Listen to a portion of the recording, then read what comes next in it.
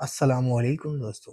आज एक नई कहानी के साथ हाज़िर हुआ हूँ और उन लोगों का शुक्रिया अदा करना चाहता हूँ जिन्होंने सब्सक्राइब कर लिया है हमारा चैनल, और जो सब्सक्राइब करना चाहते हैं वो जल्द अज़ जल्द सब्सक्राइब कर लीजिए ताकि हमें शुक्रिया अदा करने का मौका मिले और साथ ही आपको अपडेटेड वीडियोज़ मिलती रहें।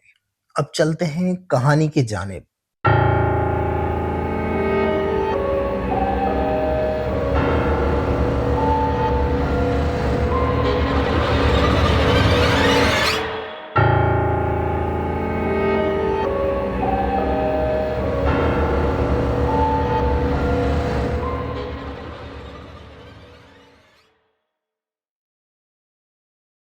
रात का वक़्त था।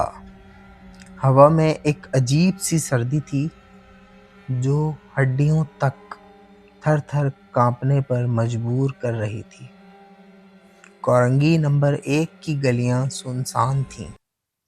बस कहीं मध्यम रोशनी वाले लैंप जल रहे थे, जिनकी रोशनी भी जैसे अंधेरों से लड़ रही थी। मैं और मेरा दोस्त रशीद फैसला कर चुके थे कि हम शहर के मशहूर मगर सुनसान कब्रिस्तान में जाएंगे, जिसके बारे में लोग दिन भर में भी कांप जाते। लोग कहते थे कि वहाँ की रातें सिर्फ जिंदा इंसानों के लिए नहीं हैं। कब्रिस्तान में एक अक्सर अजनबी आवाज़ें सुनाई देती हैं। अचानक धुंध छा जाती है और कब्र के इर्द गिर्द कोई नामालूम साया हरकत करता हुआ महसूस होता है। मैं हमेशा कहानियों पर यकीन नहीं रखता था, मगर रशीद के इसरार और अपने अंदर छुपी हुई जुर्रत ने मुझे वहां भी पहुंचा दिया। जब हम कब्रिस्तान के गेट पर पहुंचे तो पुराना लोहा जंग आलूद था और उस पर एक छोटा सा दरवाज़ा आहिस्ता आहिस्ता हवा के झोंके से हिल रहा था। जैसे ही हमने कदम अंदर रखा, एक अजीब सी खुशबू महसूस हुई। मिट्टी की खुशबू में कुछ ऐसा था जो दिल को डरा देती थी।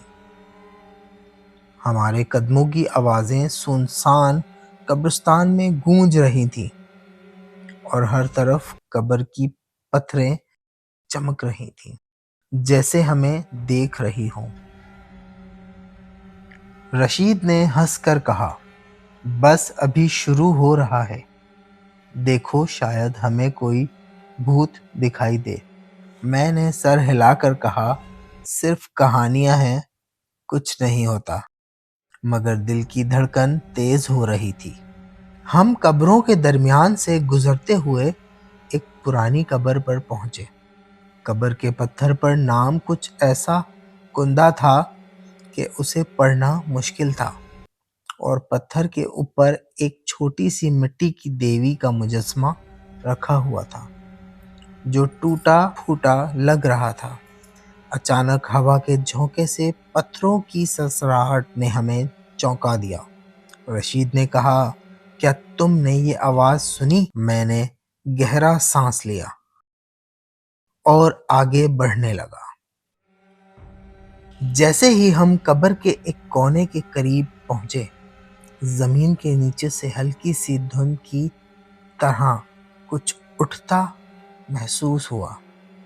मैंने सोचा शायद ये सिर्फ हवा हो, मगर रशीद के चेहरे पर खौफ साफ नजर आ रहा था। अचानक एक सर्द आवाज फिजा में गूंजी, तुम यहाँ क्यों आए हो? हम दोनों का सांस रुक सा गया। मैंने पलट कर देखा, मगर वहां कोई नहीं था।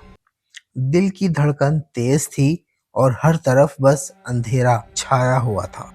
रशीद ने जोर से कहा, चलो यहाँ से। मगर मैंने कहा, नहीं, पहले देखना है कि ये आवाज कहाँ से आई है। हमने कदम आगे बढ़ाया और पुरानी कब्र के पास पहुंचे, जिसके ऊपर एक पुराना लाशा पड़ा था। जैसे ही हम करीब गए, लाशा अचानक हरकत करने लगा। रशीद चीख पड़ा और पीछे हटा, मगर मैंने देखा کہ لاشا زمین سے اٹھ کر ہماری طرف بڑھ رہا ہے۔ میں نے زور سے کہا، ڈرو، اور ہم دونوں اندھیرے میں بھاگ کھڑے ہوئے۔ قبرستان کے دروازے کی طرف جاتے ہوئے ہمیں لگا جیسے ہر قبر کے اندر سے کوئی ہمیں دیکھ رہا ہے۔ جیسے ہی ہم گیٹ تک پہنچے، دروازہ خود بخود زور سے بند ہو گیا اور ایک عجیب سی ہنسی فضا میں گونجی۔ ہم نے ہلکی روشنی میں پیچھے دیکھا اور قبرستان کے تمام سائے ایک عجیب شکل میں ہماری طرف بڑھتے نظر آئے۔ ہم دونوں بھاگتے بھاگتے گلی کے کنارے پہنچے اور وہاں رک گئے۔ دل کی دھڑکن معمول پر آنے کے بعد ہم نے ایک دوسرے کو دیکھا اور رشید نے کہا، میں نے کبھی اتنی خوفناک چیز نہیں دیکھی۔ میں نے سر ہلا کر کہا، یہ قبرستان واقعی زندہ نہیں ہے، یہ تو مردوں کا مکان ہے اور ہم محض مہمان ہیں۔ اس رات کے بعد ہم کبھی بھی کورنگی نمبر 1 کے قبرستان کے قریب نہیں گئے۔ لوگ کہتے ہیں رات کے وقت اگر تم وہاں سے گزرو تو تمہیں بھی وہی دھند اور سائے نظر آئیں گے، اور اگر تم خوش قسمت ہو تو شاید وہ آواز تمہیں اپنی قبر کی کہانی سنانے کے لیے بلا لے۔